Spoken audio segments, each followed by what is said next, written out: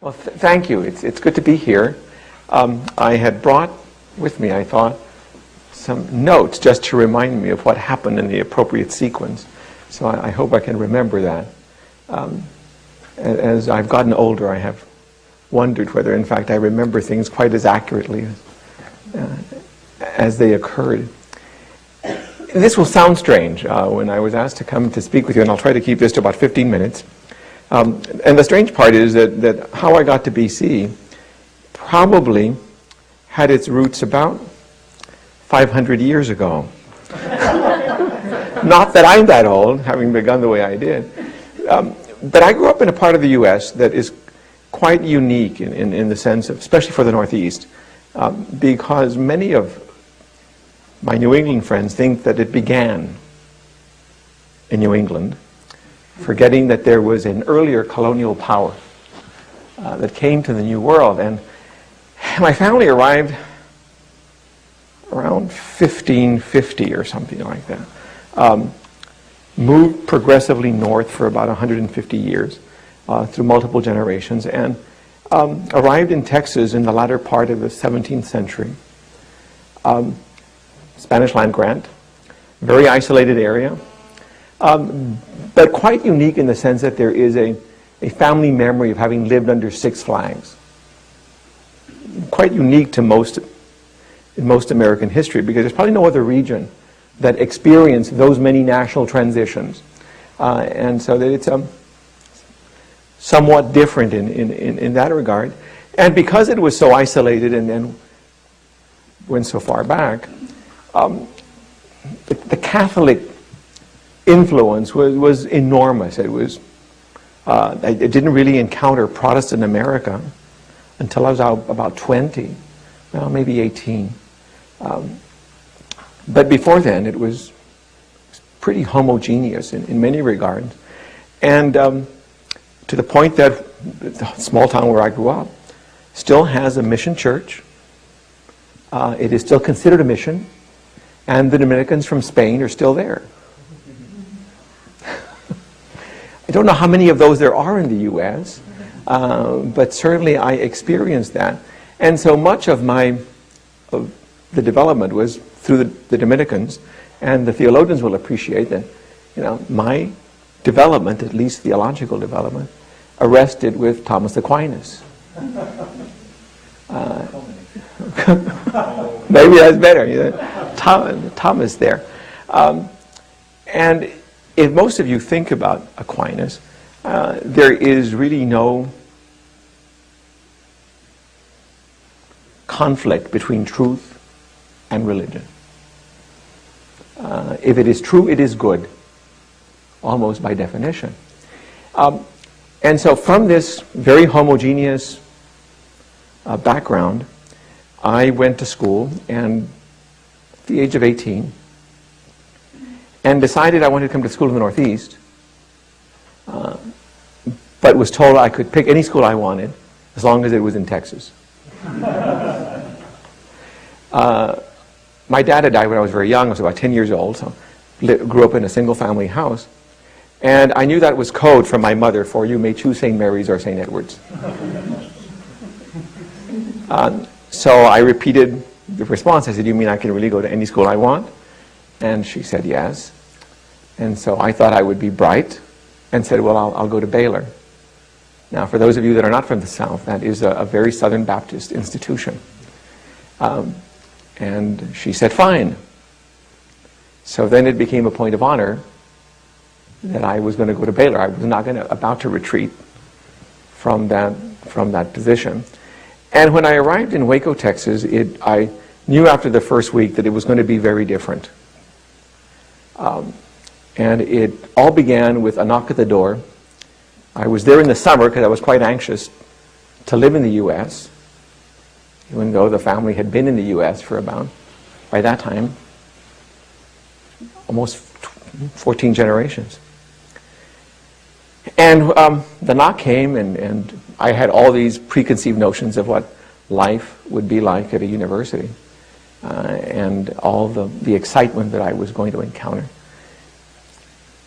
And this young man, very earnest, came to the door and said, I opened the door and I said, hello, and he said, hi, I'm here to save you. I had no idea what that meant. I was not familiar with the language at that point, at least, the Southern Baptist language. And I thought it was a joke. So I said, from what? And he said, well, from hell. And then I said, you've got it all wrong. If it's as much fun as getting there, let's go together. That was not the thing to tell this earnest young man. And he said, then it is true. And I was really confused. I said, what's true? He said, you're one of the Roman Catholics in the hallway. And that began, for me at least, an exploration of who I was, because all of a sudden, it just wasn't Kansas anymore. And it became probably one of the most useful experiences because for the first time in my life, I was other. I grew up in an era before, obviously, the civil rights era. And so that it was a very closed community. Grew up in one of 2 counties in Texas where original families still own their land. Wasn't true of most of the other states because after the language changed from Spanish to English, many of the original families lost their land holdings at any rate. And so with that homogeneity, I mean, I was taught at a high school that, in retrospect, is quite remarkable because my chemistry teacher became a chancellor of a university, and the person that taught me history became chancellor of another university, because all of a sudden individuals from that community could find jobs at other academic institutions, which pre-1960 just didn't happen in Texas. So it was a first encounter with a way of living and interpreting the world and seeing the world that was very different. Went from there, and it was an enormous growth experience for me. Went from there to medical school. Was married after my first year of medical school to someone that I met in high school. We still are married 37 years later. Anybody that tells you that marriages don't last, that's not true. It's gotten progressively better. And she was also working at the time. My wife's name is Yolanda. And she worked on something called the 10-state survey. Hunger was discovered about that time in the U.S. in Appalachia. Lyndon Johnson was declared war on poverty. And so much of what I began to experience was a sense of a lack of social justice. I mean, having come from the background I just described, there was already a feeling of some of that, but it became accentuated in medical school in stories that she would bring from the 10-state survey she was participating in trying to assess the nutritional status of individuals. As she came home from her day at work, I would be asked questions that I couldn't answer, at least not from a medical standpoint. And I became increasingly interested because it was clear that I wasn't learning what I thought might be interesting at a medical school setting. And so I decided I would, in addition to my MD, also get a PhD. And so I applied while I was in medical school for a PhD program at MIT. Was lucky and got it. And I began to commute between Houston and Boston, doing my PhD while I was doing my MD in Houston. And finished up my medical degree, ended up spending another 3 years in Boston without having to go back to Houston, and had another sort of these revelatory experiences other than the one in Waco, and that was at MIT, where I was encountered people from just a wide variety of backgrounds. My wife and I were the only American couple in married student housing at MIT, and it was wonderful. We met individuals, and we're still good friends from all over the world. Did a PhD in nutrition and began to encounter the world in its global problems. At that point, there was a protein gap, at least that's what we thought. The world was going to go hungry because of a population explosion. And it reinforced, at least for me, the need to have an active career in public health. But it was also the first time that we had lived away from Texas. We were the first to move away in about 400 years. And to give you a sense of the tensions that that created, by that time we had a child, our first son, and my mother would call me, and I'd pick up the phone, and she'd say something like, "You took my only grandson." No introduction, all right? Probably will die soon. And I'll never forgive you. Click. So I would wait about 20 minutes, and I'd call back, and she'd say hello, and I'd say, "You'll survive," and then I would hang up. So we had a very good, close relationship. And neither of us, I think, were serious, but it gave you a sense it was a strain, because the families had always been together, and even today, I think this is true. My wife and I are probably the only ones that don't live within a fairly narrow radius of the family. But in living in Boston, and I was offered the opportunity to stay at MIT, and shocked my friends when I said no, that I would be returning to Texas, and could have stayed here professionally.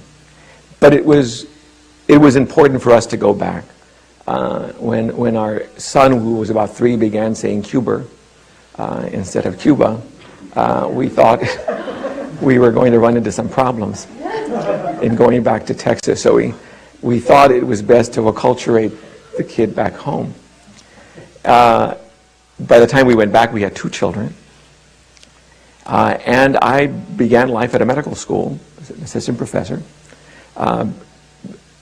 Was there at a very important time for the medical school, because they were developing a huge laboratory in child nutrition. I was probably one of 3 people in the country at that time that had a PhD and an MD and was trained in pediatrics. And so climbed from assistant professor to full professor at the medical school in the area of nutrition, had work going on in Mexico and other Latin American countries, trying to solve issues that related primarily to how do you use knowledge to make people's lives better. About that time, my thesis professor called, and to give you a sense of what he's like, he's still alive. He's 87, still skis the expert slopes in Waterville Valley. Nevin got his last grant about 3 years ago for 5 years for $5 million.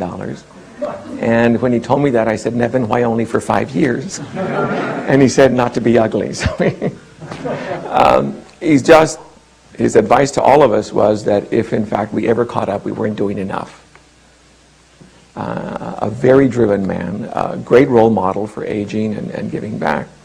So Nevin calls and says that he was called by Cornell, and that he wanted me to travel to Ithaca to take a look at this job as chair of one of their major programs. And I said, "Nevin, we came back to Texas because that's where our roots are and want to stay here. And as only perhaps you will learn your thesis advisor can do," he said, "to do it as a personal favor to me." So how do you tell somebody that is that driven, "No, you cannot have a personal favor from me because I don't want to mislead anyone"? So I went, and as happens so often, you will also experience, he was right. It turned out to be an experience that I thought I should explore more carefully, because it provided me the opportunity to extend what I was doing internationally even more. And so I became involved through that with the WHO and did a number of things that have resulted in, what I'd like to believe, the improvement of children's lives in rather remarkable ways that is just beginning and will keep on going long after I'm gone. Having done all of that through medical school and even in my graduate days, I always did 3 things. Always had a professorial role in the sense of teaching and doing research. Was always involved in some type of administration. I was sort of the chief resident at MIT at the clinical research unit while I was there. But always tried to remain connected to public service because I thought it was important to give back. After being at Cornell about 18 years, I was working in Geneva on a sort of mini sabbatical about 3 years ago now. And a call came from a search firm whether I would be interested in the position of academic vice president at Boston College.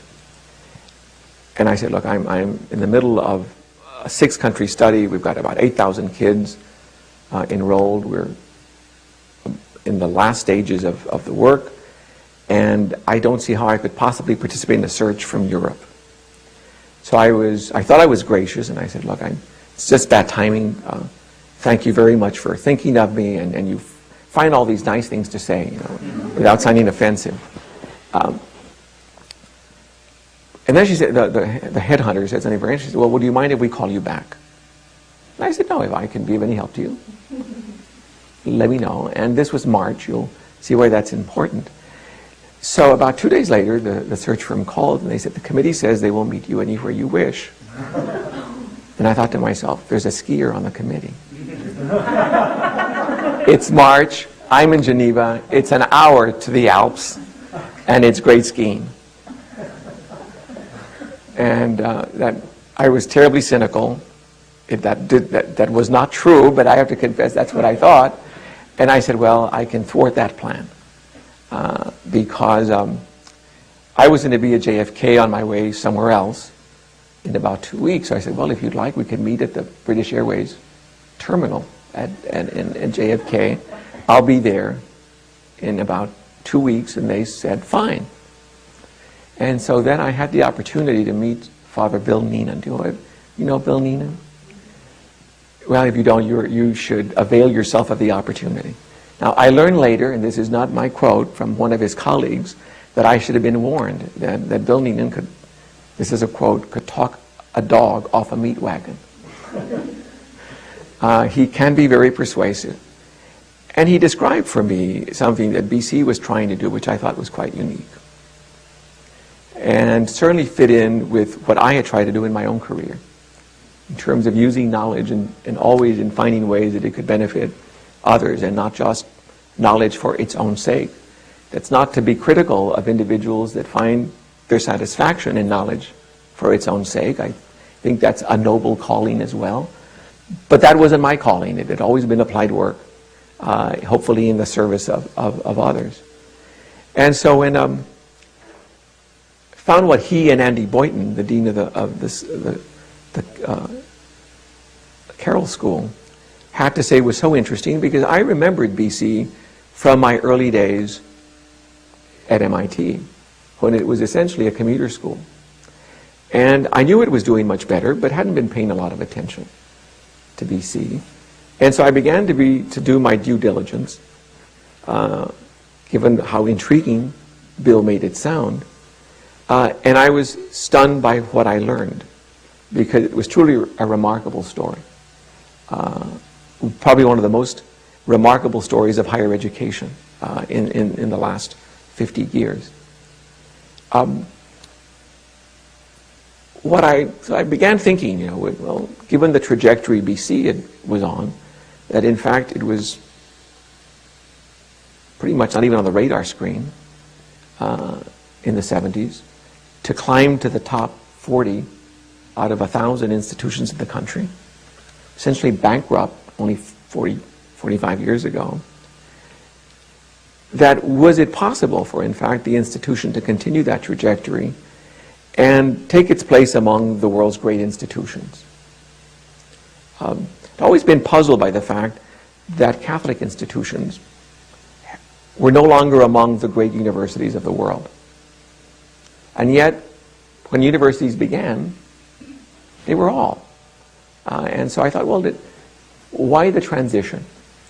And as I saw BC, I thought, well, is there an opportunity for us to demonstrate that, in fact, it is an oxymoron to think about the Catholic intellectual tradition at a great university? And I obviously decided that it was not. And I asked myself, well, if you're going to build another one, where would you put it? Well, probably in Boston, because you could leverage other great institutions in the service of what you were trying to do. If I thought about the trajectory, yeah, there was a track record that we could build on. If I thought about the demographics, well, given BC's history in serving other migrants, what was the newest group and what was their affiliation? And what was the demographics like going to be in the U.S.? So if you were going to build one, yep, this was not a bad time to do it. If I looked at BC's alumni, the wealth was there to do it. BC has been very successful. It's 140,000 graduates, probably command more wealth today than any, or as much wealth as most other groups that are as educated. So then I said, well, all right, let's assume that it seems to be possible, but there were two things missing. One was I saw it landlocked, and then about that time it acquired land. I said, well, it's got the geography now as well to be able to do it. But I asked myself, well, will the world be better off if we have another one? And said no to myself. But what if we had another one that really took the task seriously, that we were to help young people develop in the service of others? Would the world be a better place if one of the great universities really took that to heart and it became the reason for its being? Well, I concluded, obviously, that, yeah, the world would be a better place. Now, do I think that within my lifetime, we could get BC from where we are today to one of the top 10? No. I don't think that's possible within my professional lifetime. But can we continue to build the foundation so that the next provost and president, or the one perhaps after that, can do it? Yeah, I think it's doable if we stay true to the fact that we have to bring something that has an added value to the experience. And that's not to say that we're the only ones that can do it that well, but that we can do it differently. I think so. And if I think seriously about this, that probably the thing that I found most convincing was one statistic that I found very surprising, but later verified that it was true. And that is that about 40% of our incoming students will talk about wanting to give back. Now, that's not surprising, given the way we market ourselves. What I found really encouraging was that by the time at least our undergraduates finish, more than 90% will have done so. Most students will see a melt in that initial number. So obviously there was something happening within this institution that was greater than itself. It dealt with a tradition that was inclusive. It didn't exclude anyone. And I found the Red Book to be one of the most inspiring documents I ever read. I remember it. I don't know if you've seen it. There's this little maroon book. If not, you should give it to all the students. And what it does is to outline the history of BC, beginning with its Ignatian beginnings with Loyola, on the right side of every page. And on the left side of every page, there is a reflection from either a Hindi or a Muslim or a Jew or a Jesuit or a Franciscan. And it gives you with every page that you turn, something to think about of the historical experience, but that causes you to think about what that might mean. And so the inclusivity of it, I found to be inspiring, because in fact, we can bring our own tradition to it, but it can be a welcoming one and one that's willing to learn from others. And that I didn't find it to be so self-centered that in fact it proclaimed, we have the truth and all truths, but that it represented pretty much that we were not going to limit God to any single sect, that God was much greater than anything we could sustain. And so through all of that, I am now at BC and been here for 2 years. Someone asked me the other day whether I think they phrased the question, well, you haven't been there too long, have you? And I said, well, I don't know. It depends who you ask.